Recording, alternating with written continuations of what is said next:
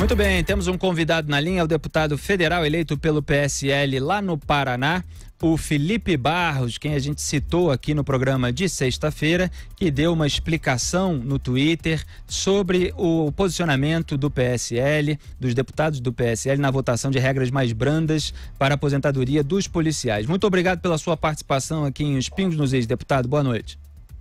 Boa noite, meu xará Felipe Moura Brasil, Ana Paula, Augusto Nunes, todos os amigos aqui do Pingo dos Is na Jovem Pan. Uma honra estar aqui podendo conversar com vocês. Deputado, o senhor pode resumir aqui para os ouvintes e espectadores, principalmente aqueles que não acompanharam o nosso programa na sexta-feira, qual foi a sua explicação para esse voto dos deputados do PSL a favor de regras mais brandas para os policiais, que, em tese, e o senhor me corrija se for o contrário, acaba desidratando, mesmo que não seja tanto assim, o texto da reforma da Previdência, que previa aquela economia de R$1 trilhão para os cofres públicos? Sim, claro. É importante a gente ir aos fatos. Na comissão especial da Previdência, da nova Previdência, eu mesmo orientei os votos contrários aos destaques que traziam regras mais benéficas aos professores, aos policiais e a outras categorias. Isso na comissão especial.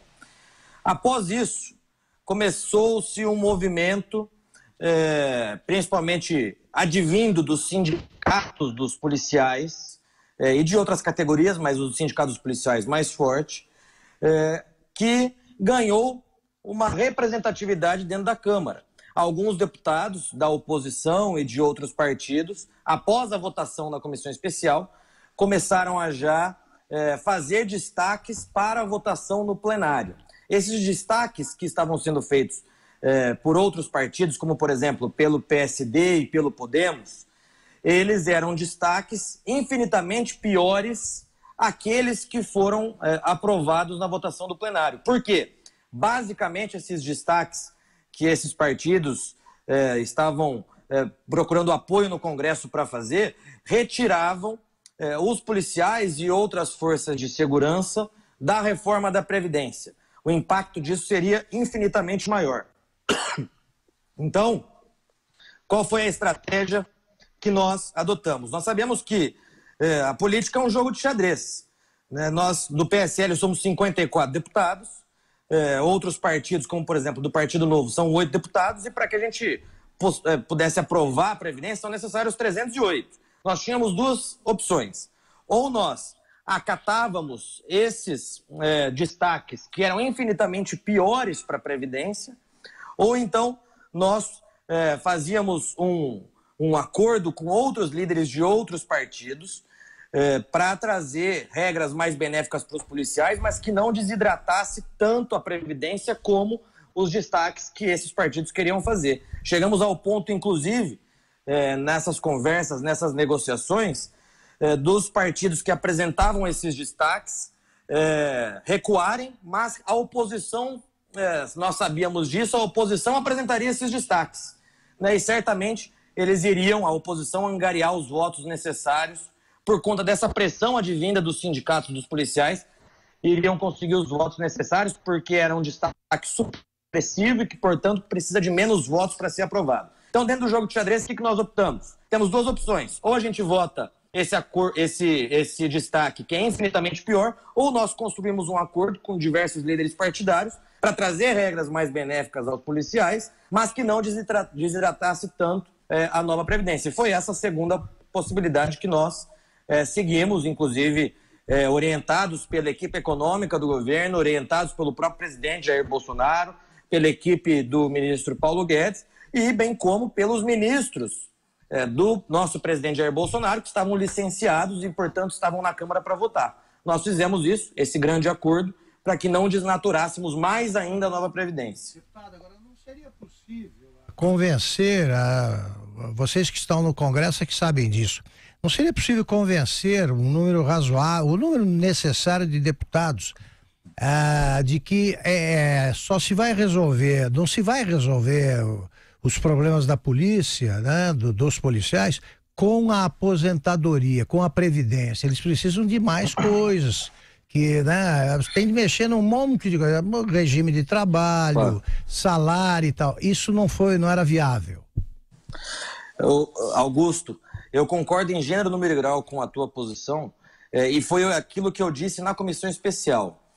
Se a melhora da segurança pública dependesse exclusivamente de regras de aposentadoria, o nosso país não estaria vivendo a guerra civil que a gente vive, uma vez que as nossas regras de aposentadoria também são uma das mais benéficas comparadas com outras de todos os países. Então, eu, pessoalmente, não acredito que a melhora da segurança pública é um fator diretamente ligado com a Previdência.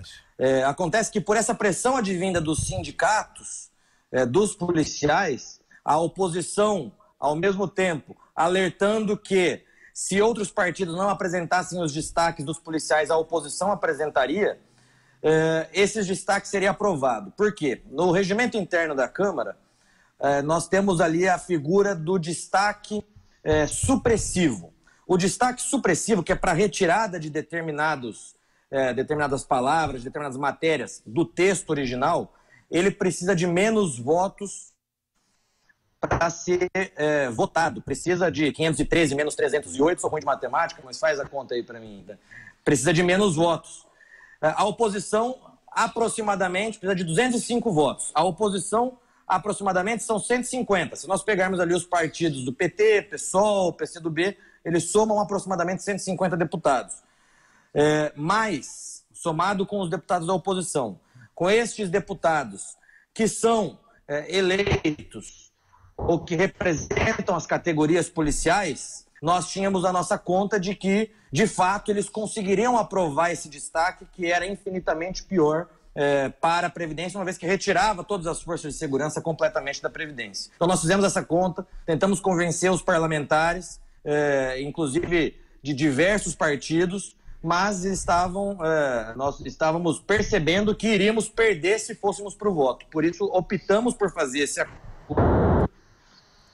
E eu reitero aqui, foi um acordo que de fato desnaturou um pouco a Previdência, mas um acordo feito orientados pela equipe econômica do ministro Paulo Guedes, orientados pelo nosso presidente Jair Bolsonaro, e que no final das contas nós desnaturamos um pouco, mas para salvar a Previdência.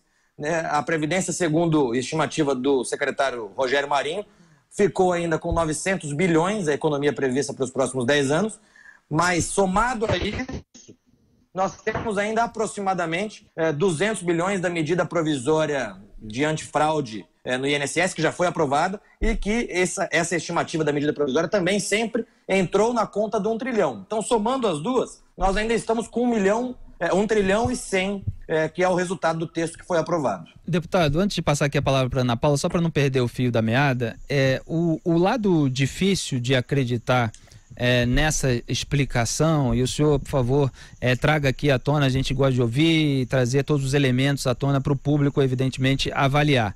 É que, claro. E eu faço aqui em forma de perguntas que estão entrelaçadas. Quando houve o começo dessa, vamos dizer assim, ameaça de uma votação por regras ainda mais brandas, que fossem desidratar ainda mais o texto para que o governo, então, fizesse essa concessão de votar regras relativamente brandas?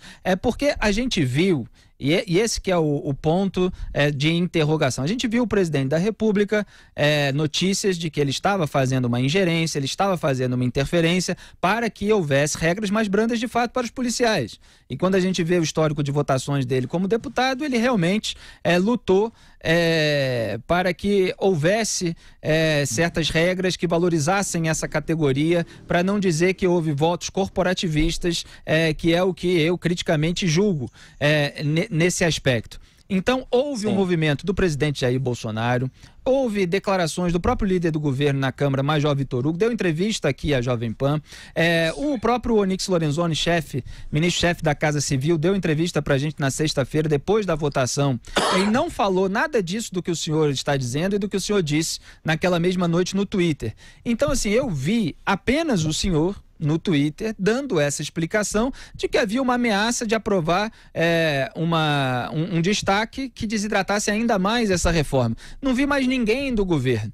E aí as pessoas que olham de fora elas ficam pensando, pô, será que isso é verdade? Ou será que também não havia um interesse por parte do governo de acenar para os policiais, de acenar para essa categoria, porque é uma categoria que está ali vinculada aos discursos de ordem e segurança pública desse governo, porque na Câmara dos Deputados, efetivamente, ninguém trouxe a público essa explicação do senhor. Então fica parecendo que tudo que houve ali na Câmara foi uma certa cena, um certo teatro, mas havia um acordão por trás que só veio à tona na sua rede social. Então, como é que se explica isso que aconteceu? Olha, são dois fatos. Essa pressão dos sindicatos, que, por sua vez, convenceram parlamentares ligados às forças de segurança, se inicia antes mesmo da comissão especial. Os sindicatos, por exemplo, estavam todos os dias na Câmara, e mesmo assim, o PSL e outros partidos votaram contra regras mais benéficas a eles na comissão especial. Entre a comissão especial e o projeto ir para o plenário da Câmara dos Deputados, houve uma movimentação muito forte, houve inclusive uma aglutinação dos parlamentares, representantes das forças de segurança, que até aquele momento estavam espalhados ou atuando individualmente, mas após a comissão especial, em que eles perceberam que naquele momento não havia sido aprovado regras mais benéficas, houve uma união de todos esses deputados, esses parlamentares que representam as forças de segurança, e aí sim passaram a demonstrar sua força dentro da Câmara dos Deputados, e foi nesse momento que nós percebemos que, olha, nós corremos risco. Se continuarem dessa maneira, se organizando e convencendo outros parlamentares, nós vamos perder esse destaque. Convém a gente lembrar que, por exemplo, os partidos da oposição, todos os partidos da oposição estavam votando favorável a todos os destaques. Porque eles são bonzinhos? É claro que não.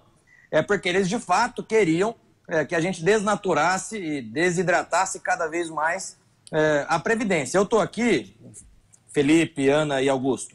Isso é muito comum lá na Câmara, que são as lideranças do partido, a liderança do governo, trazendo aqui como que nós, a orientação de voto, como a liderança do governo, por exemplo, vai orientar o voto para cada destaque. Essa é a orientação do voto da liderança do governo.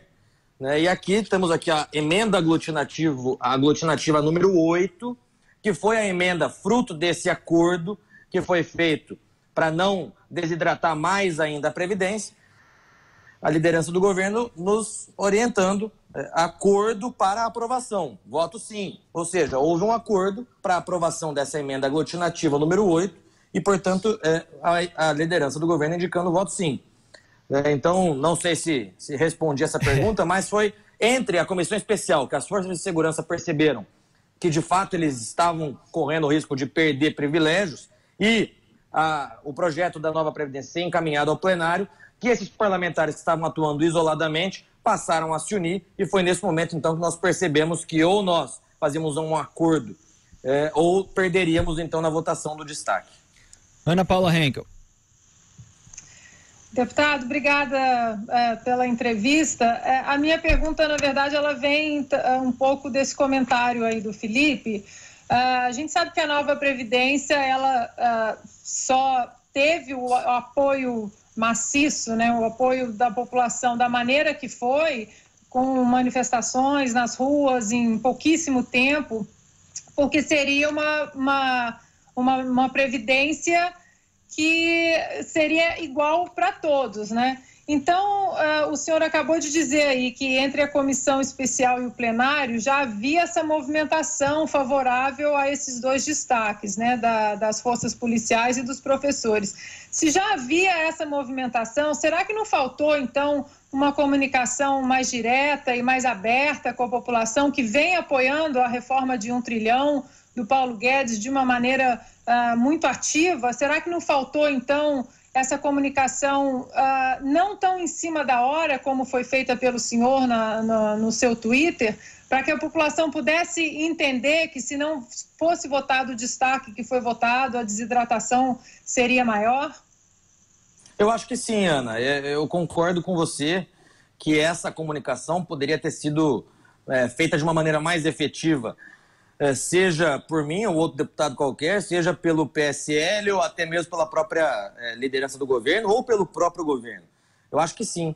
E é importante, e eu acho que um dos papéis dos parlamentares é justamente trazer tudo isso à tona e informar a população daquilo que de fato está acontecendo, para justamente evitar impressões erradas. Ou então até uma função educativa mesmo, porque eu particularmente tenho muitas vezes a impressão de que muitas pessoas até da própria direita, né, liberais, conservadores, libertários, etc., esquecem que nós estamos e nós vivemos numa democracia, nós temos um parlamento, né? E qual é o papel do parlamento? É justamente debater as políticas públicas encaminhadas pelo presidente da República e, além de debater, se entender necessário, modificar determinados pontos, etc. Isso que nós estamos vivendo agora, nós não víamos acontecer nos governos passados, porque os governos passados simplesmente distribuíam ministérios para a formação de base parlamentar e o parlamento acabava se transformando num mero carimbador, chancelador do poder executivo. Então, isso que nós estamos vivendo é algo novo, proporcionado por essa independência entre os poderes e respeito à Constituição Federal que o Bolsonaro tem feito desde o início do ano. Mas eu concordo com a tua análise de que essa comunicação poderia ter sido feita pelo PSL ou pela liderança do governo. Se nós tivéssemos feito essa comunicação antes, talvez, né, não posso prever o futuro, mas talvez isso teria sido evitado. O meu ponto a respeito disso, deputado, é que eu até entendo uma certa dose de pragmatismo na política, de optar pelo mal menor, mas como jornalista a gente tem que trazer à tona todos os elementos para que o leitor, o ouvinte, o espectador julguem. E eu acho muitas vezes que não dá para ganhar dos dois lados.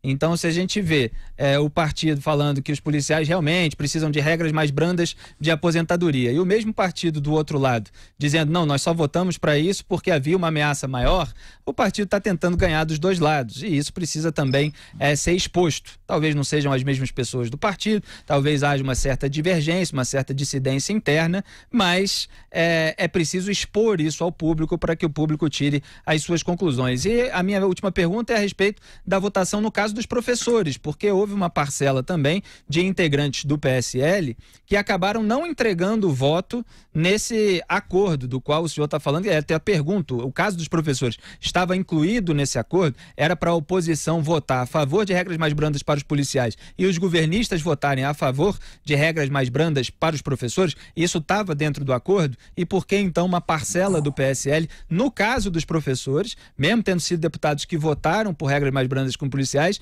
acabaram votando contra? Boa pergunta, Felipe. Antes de responder a sua pergunta, só fazendo um adendo do seu comentário. Claro. Que, de fato, mesmo com a pressão de inúmeros parlamentares, até do meu próprio partido, do PSL, por votar regras mais benéficas aos policiais, a liderança do nosso partido, o delegado Valdir, o presidente do partido, Luciano Bivar, já tínhamos dado, inclusive, várias entrevistas de que o PSL, por ser o partido do presidente, nós não votaríamos absolutamente nenhum destaque que desidratasse a reforma, né? Então, o que eu quero dizer com isso? Nós só tivemos que abrir mão desses pontos porque justamente foi um caso de extrema necessidade. Ou nós faríamos esses acordos, ou então o impacto seria infinitamente maior. Agora, respondendo a sua pergunta dos professores, eu mesmo fui um dos deputados que votei contra o destaque para os professores. Por quê? Por entender justamente que o destaque dos professores havia, de fato, um acordo com todos os outros partidos, mas que o meu voto contra, assim como de outros parlamentares do PSL e outros partidos também da base, de fato não significaria absolutamente nada, uma vez que o destaque seria aprovado por justamente terem feito o acordo de regras mais benéficas para os professores. Então, eu fiz questão de ressaltar o meu posicionamento contra, para seguir a linha que eu já estava seguindo desde a comissão especial. Então, mesclando as duas respostas, os destaques que foram feitos por estrita necessidade. Ou nós faríamos aquilo, ou então todos os acordos que foram construídos pelo governo, se o PSL, partido do presidente, votasse contra, a gente simplesmente colocaria a votação da reforma como um todo em xeque. Eu costumo fazer uma analogia, por exemplo, Felipe, se você... eu faço um anúncio do meu carro. Estou vendendo o meu carro por R$100 mil. Felipe, você me envia uma proposta. Olha, eu pago no seu carro 80 e dou mais 20 do meu carro antigo. Meu carro antigo vale 20, então eu vou te pagar 80 no cash e estou te mandando o meu carro que vale 20. E aí eu falo, não, vou fazer uma contraproposta. Me paga 90 à vista no cash que eu te entrego o meu carro. Beleza, apertamos a mão, fechamos o negócio. Você me deposita os 90, na hora de eu entregar o seu carro, que era o meu carro, mas como vende para você o seu carro, eu não entrego o carro alegando que não, o meu plano inicial era 100 e não 90. E daí você então, Felipe, me devolve os 90. Ah, mas eu já gastei o dinheiro. É uma analogia que se aplica exatamente à reforma da Previdência, porque nós tivemos que fazer o acordo para 900 bi, justamente para evitar um mal maior, que era desnaturar, desidratar completamente a Previdência. Foi feito esse acordo. Ou o PSL entregava os votos, ou a gente colocava a votação da Previdência inteira em xeque. Ana Paula tem uma última pergunta, eu vou pedir que seja a resposta breve, porque a gente já está com o tempo estourado. Diga aí, Ana. Deputado, vou te colocar para andar em brasa agora. Mas, diante de todo o seu relato, e que a gente também tem observado e assistido direto da TV Câmara, os embates ali que o governo vem travando, não só na Câmara, mas também no Senado, o senhor não acha que uma possível ida do deputado Eduardo Bolsonaro aceitar uma possível indicação na Embaixada de Washington seria prejudicial para essa base do governo e seria a perda de um soldado importante ali na Câmara, que a gente conta com ele ali para que várias pautas importantes do país sejam tocadas? Vou responder sobre dois enfoques. O primeiro, a minha opinião pessoal. Sim, concordo com você. O Eduardo, além de ser deputado, é meu amigo, me ajudou na campanha. Tem sido um excelente deputado, um excelente presidente da Comissão de Relações Exteriores e desempenha um papel fundamental dentro da Câmara dos Deputados, justamente ajudando nessa articulação e nesse relacionamento com diversos partidos e outros parlamentares. Agora, pensando sobre o prisma do presidente da República, aí num enfoque um pouco mais institucional, é importante dizer que se decidiram ou se chegaram a cogitar essa possibilidade, para que o Eduardo possa estar lá justamente trabalhando pelo Brasil e para o Brasil. Não estará lá apenas e tão somente largando o seu mandato aqui para viver nos Estados Unidos. Não. Se o presidente Bolsonaro cogitou essa possibilidade, é porque de fato já há uma conversa prévia com o presidente Donald Trump e que o governo norte-americano tem planos diferentes para o nosso país. Então, respondo com esses dois enfoques. Pessoalmente, eu prefiro o Eduardo aqui. Institucionalmente, acho que ele fará um excelente trabalho nos Estados Unidos. Deputado Felipe Barros, do PSL, muito obrigado pela sua participação aqui em Os Pingos nos Is. Boa noite, bom trabalho. Boa noite, uma honra estar aqui falando com todos vocês. Estou à disposição.